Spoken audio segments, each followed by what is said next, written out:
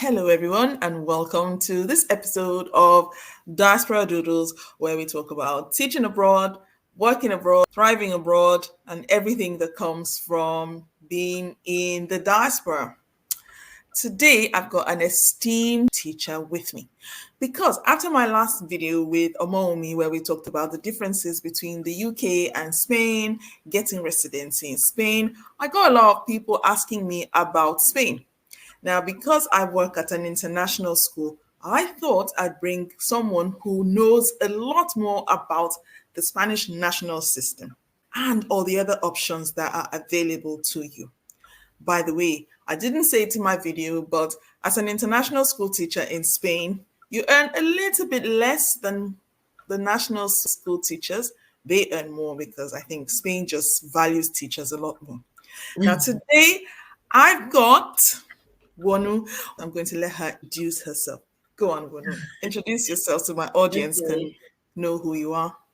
Okay. Hi, everyone. Wonu. I'm Nigerian, a Yoruba girl. My parents, let me say, I was fortunate enough to have my parents move to Spain like 16 years ago, I think. So most of my life, I grew up here. And now I'm a teacher. I love learning. I love teaching. And I don't know what else would you want me to say? Oh my God, you've said a lot. A lot of people, they're watching from Peru, they're watching from Colombia. I think one or two comments from Sri Lanka, India. People want to know what it takes to get into teaching. And when I talked about Spain, they were like, yeah. So can you tell us how you got into teaching in Spain? So I think there are like different routes you could go through in teaching. We have the public sector, then the private sector, and then another private sector. No, Yes. so you've got full schools, Yes. primary, secondary schools, and then you've got public and private, and then you've got some private language schools, what we call academies here, Yes. academias. So if you want to work in an academy, it helps to be a native speaker. And when we say native speaker, we're not talking about just American or British people. It could be a person from Nigeria like me, because English is our official language. Exactly. So, and it is even, I would say some academies tend to attract native teachers or native speakers just because they want to sell the idea of having native teachers Yes. in their company. So that is like one way to find a job. The only limitations that it has is that you only work part time. So, for example, I am limited. I'm working in an academy right now, and I am limited to the afternoon shift. You may find some The morning mornings. classes, yeah, but Yeah. it's not a full-time job, and that's the only limitation that I find. But I would say in terms of salary, it is good compared to other fields. I don't know, working as a waiter or waitress, like you're doing the same part-time job, but perhaps you're Exactly. so. I Tell yeah. me. I keep telling people there's money in teaching. People, I think in the diaspora, they understand the role of teachers. And so they compensate us with what we should get in teaching. So, do you mind if you give us a brief of what you get with each sector? Yeah. So I would say teaching in an academy, it depends, no?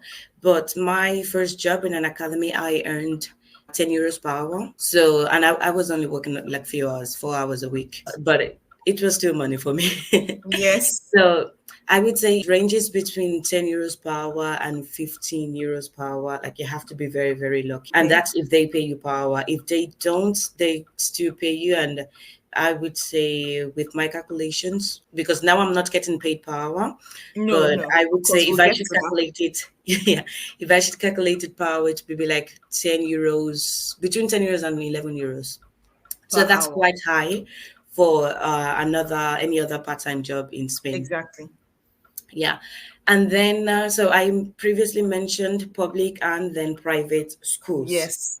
real schools, no?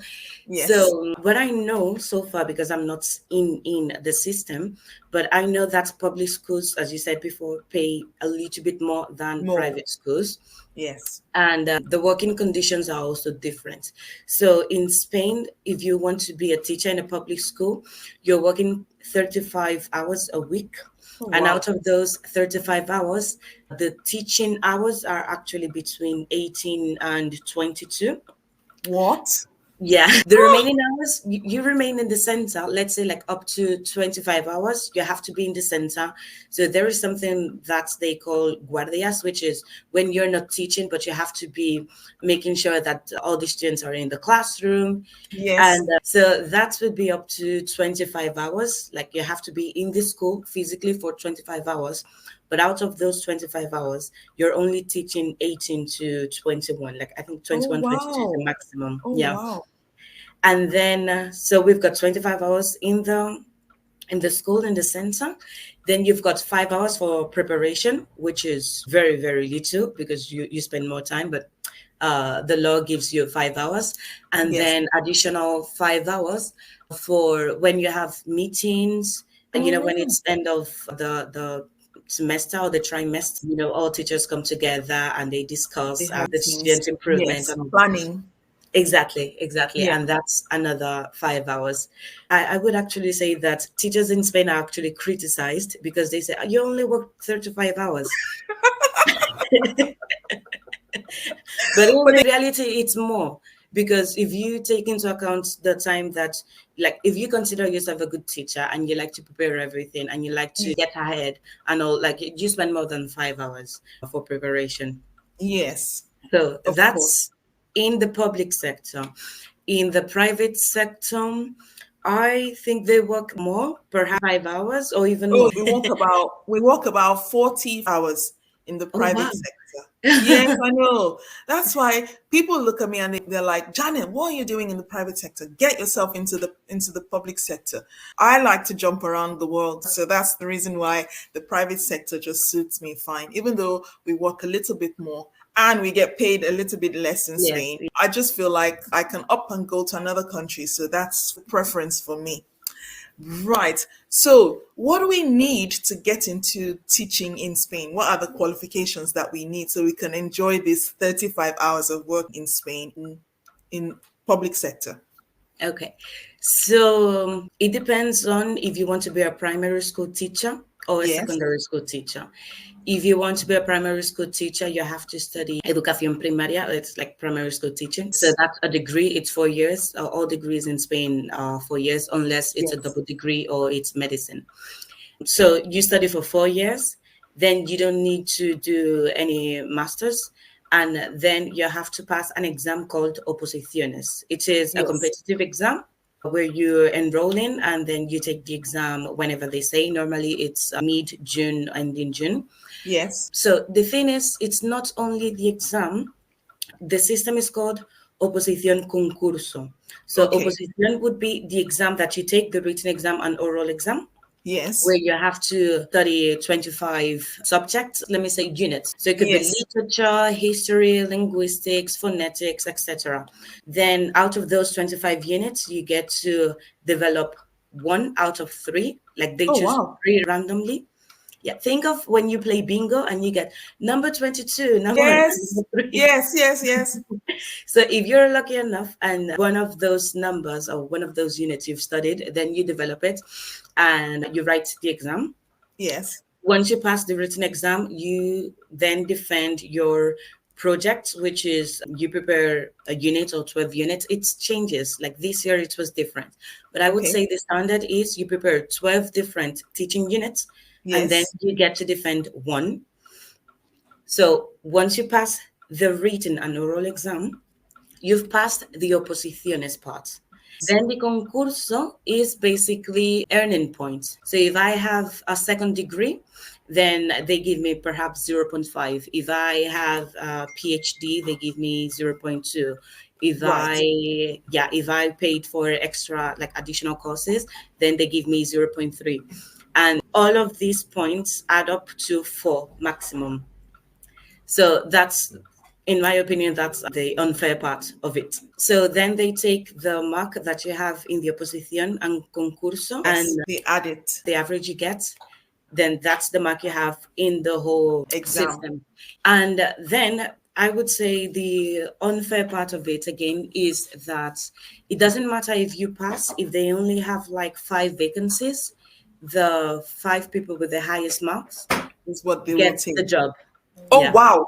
Yes. Okay, I see Yeah. now why there are a lot more teachers in the language centers. I get that now. So talk us through the language centers. How do we get into the language centers? As I said before, it depends. I studied English at university, so apart Okay, from being a native speaker, I also have the qualifications for it, and also right. my master's. And I think I got in that way. But I have to admit that my first job I was still studying the degree. It was my first year, but I Yes. think they hired me because I was a native teacher and they wanted a native teacher. Right. So as long as you are able to teach and communicate, I think it's fine. If you have It's some fine. certifications, better. But if not, if you can speak the language, especially if you're a native teacher, if you can speak the language and you can back it up with some certification, it's okay. It's fine. Wow. So what do you mean by certifications? Like a TESOL, CELTA, TEFL? Any, really, any. Right. Despite being a native teacher, having my degree in English studies, having my master's, they required me to have a TEFL. So I think whatever you can have, or Yes. yeah, whenever you can prove to say that I can speak English, if you have a C1 or C2 level, from Cambridge or Trinity, Yes. that's also fine. If you Oh have a wow. TEFL certification, that's also fine. If you, I don't know, took a course that specializes in teaching English, like Okay. teaching English as a foreign language or as a Yes. second language, I think it's also fine.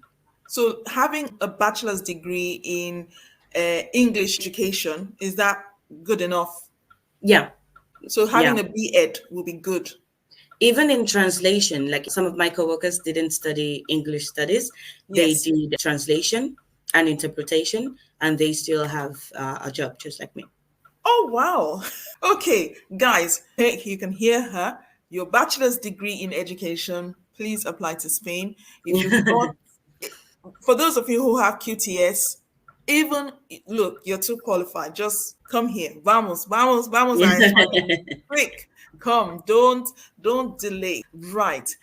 What are the working conditions like? I know you've already touched on that about Yeah, teachers working 35 hours in Spain in public sector, and those who work in the language centers, they might have either have the morning shift or the evening shift. yeah, So why do they split it up like that? Is that because of workers? I mean, I know, but I know my audience doesn't know. So yeah. So in language schools, I would say the center, yes, or the audience is mainly children and teenagers. And right. here, children and teenagers go to school in the morning, so Yes, they only have the afternoon for any extracurricular activities. right. So if they want to learn an additional language or whatever, it has to be in the afternoon.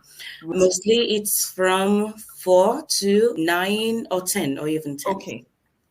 So that's why if there are classes in the morning, perhaps it's like private classes Right. or just people that work in the afternoon that may perhaps take a class in the morning. So that's Mornings. why I said that you're limited to the afternoon or evening shift because Yes.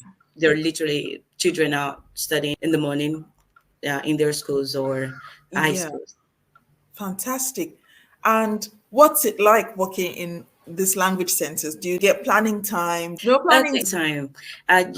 Y- okay, we have to think of it from a Yeah, business perspective. So for them, they are only going to count the hours you're there. that you're teaching. Right. Exactly. So yeah, you have to Right. be clever, and you have to, find your way to work, work smarter, not harder. So Exactly. exactly. So at least where I have been, we don't get paid any teaching, any planning hours. Right. Yeah, that's for free. Or even meetings that we have before we start working, that's also for free. Okay. Even when you have meetings with the parents, when they have any questions or you want to tell them anything about their kids, that's Yeah. also for free. But what I've seen is that people tend to keep quiet here. So Oh, where I'm working right now, And I remember one time I had like three meetings with three different parents. And then Yes, I was like, this is taking time from my own personal of life. course. I'm also Yes, studying. I've also got some other personal goals that I am yes. pursuing. And then I told my boss, I was like, are they going to pay these meetings? And she said, no. So she's the boss, but she's not the owner of the language school, Yes. of the Okay. academy. So then I was like, okay, I'm going to take these meetings, I'm going to do them. But then if any other parent comes to me, I'm going to tell them I'm not available because I'm not getting paid for this. So Yes. in the end, she talked with our boss and they agreed to pay us the meetings. The Nigerian in you was Yeah, like, come on, time is money. You're exactly. not. That's what I've noticed here. People are perhaps afraid to speak out or Yes. fight for their Yes. rights. And I mean, I'm also afraid because I could have lost my job, but I Yeah, don't but lose anything by asking, actually. exactly, exactly, exactly. It's the same thing where I work. Sometimes people don't ask questions, and then I just go. I wasn't born Exactly. to be a follower. I was born to be a leader. I'm going to ask this question. What's the worst that could happen? It's either a yes or a no. Or no. And do you know what? Sometimes when you ask people, that's when they remember. Because it's not as if they're doing it maliciously, it's just not something they're thinking about. So asking, it's like in another episode, we're talking about some schools in the UK. They were like, some schools in the UK don't give COS. I'm like, yeah, but did you ask? Yeah. Exactly. Sometimes they don't know that if the process is a very easy thing and it will help them create a more conducive environment for their workers. Nobody wants a high turnover, So yeah, Yeah. I like that Nigerian part in you. So it all depends on our backgrounds and the Yeah. confidence with which we tackle issues. I always say confidence plays a huge role in teaching. How would you say the parents are? Do you need to be a very confident person to speak to parents in Spain? Not necessarily with parents, but with students. Because the upbringing, I'm sure you've noticed, is totally different. Total. I Yes. always tell my students, for this in Nigeria, you would get a whooping, Yes. and they're always shocked. But the upbringing is different. So you have to always approach them with confidence. You have to be strict. And at first, they reject you because of your strictness. I don't know if that's a word, but Yes. but then they just adapt. And the students that don't adapt, once you speak to the parents, you know the reason why they actually don't adapt to your Yes. rules, and which are not, they're not extravagant rules. Just raise your hand up when you need to speak. If you see that I'm speaking or any other classmate Yes. speaking, keep quiet, wait for your turn, which is basic Basic common classroom. sense. I know what. Exactly. But I think they're just so used to getting away with bad behavior that Yes. they're a little bit surprised when they have a teacher like me and I come across as a very strict teacher. But Yes. I carry it as a badge of honor because I'd rather be strict and have a good classroom than Yes. just be permissive and, And just let them do what they want. I know what you mean. exactly, I mean, because exactly. So, learning would not happen if the class is disruptive. Yeah. So exactly. what's behavior management like? Apart from your class, because I can see you're handling business. What's behavior management like with other teachers? Do you know? I would say other teachers perhaps tend more to communicate with the parents, sending emails or having meetings. For me, it depends. If I have already talked with your parents and I've seen why you're like this, then I don't approach them anymore because I don't Yeah. like to waste my time. Yes. So then I just try to focus on the child and just make them understand that if they're not here to learn, they should just stay at home. Like, don't Yeah. come here, especially because I know that some parents are actually sacrificing something for their students to learn English. So Yes. it's not about you anymore. It's about your parents paying, I don't know how much they pay, let's say Money. 600 euros a year for you Yeah. to learn English, and you're wasting your time, you're wasting their money. Some listen, some learn, some don't. Some. Yeah. Exactly, exactly. So it depends. If there are, I would say it all depends on the background. If you have a very dysfunctional family, then there's nothing I can do. It will all come into the school. Yeah, it will. Yeah. Exactly. So what are the class sizes like? Because of course that kind of behavior in a small class is different from that kind of behavior in a large class. What are Yeah. the class sizes like? It really depends on the academy. It really Okay. depends on the language school because the first language schools that I work, I would say the maximum were 11 students in a classroom. Oh, oh Yeah. wow. And now where I am, we've got 16 students. I Okay. often tell my boss because this is my well, this was my second academic year with Yeah. them. I was like, did I offend you in some way because you gave me all the groups with the maximum of students? I've got all the disruptive students. Like, what did I do? I'm going to say sorry. So in this academy, it's more like a small school because we've got 600 students. I've got the maximum of Wow. students, which is 16. It's less compared to a public school. In a public school, it depends on the level, but I Yes. would say between 28 to 35 or 30 something. So oftentimes I think I'm like, if I cannot manage, if I cannot cope with 16 students, how am I going to cope Yes. with 30 something I can students? imagine. Yeah, so I it's a lot. who I have on any given day, I have 20 to 21. And Oh, wow. honestly, I'm like, whoo. But then I always think I have teachers like me who are teaching all around the world in public schools who have, like you say, between 30 to 35 children. So Yeah, I tell myself, Janet, don't complain. Just zip it and do your work, Janet. yeah, exactly. Exactly. It's a Yeah. big one. Oh my goodness. Wow. You've given us so much today. So, guys in the audience listening, if you have any questions, please just keep dropping them in the comment section below. If there's anything that you need to ask, if there's anything you need to know about teaching in Spain, thriving in Spain, understanding the procedures in Spain, please just keep sending all those messages and we will keep delivering. Before we go, because I know you're a busy person, it's your holiday after all, and you need to rest and all that. Thank you so much for Thank being you here very much today. for Thank you so inviting much me. for letting me steal your time, your resting time. As teachers, we take our summers seriously, but you have been so gracious to give me your time today. I Thank you am very so much. grateful, and I look forward to having you on this channel again because if they ask questions, I'm going to bring them back here. Do you have Okay. any platform or are you comfortable with them getting in touch with you, or would you rather they come through me and then I can pass the questions to you?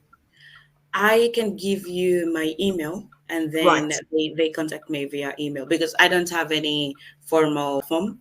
So Okay. what I have is my personal Instagram or my personal Facebook. Right. So yeah, I think via email is fine. Super. Super. Right, guys. Get all those questions ready because she will answer any questions that you have. I shall be passing her over to you. And if Okay. anyone else has any questions to ask, please just leave them in the comments section below and we will serve you the tea while it is still very hot. Thank you so much, everyone, for being with us to this point of this episode. And we look forward to seeing you in the next episode. And if you want more content like this, please remember to like, share, and subscribe. Until next time, bye, everyone. Bye. Bye.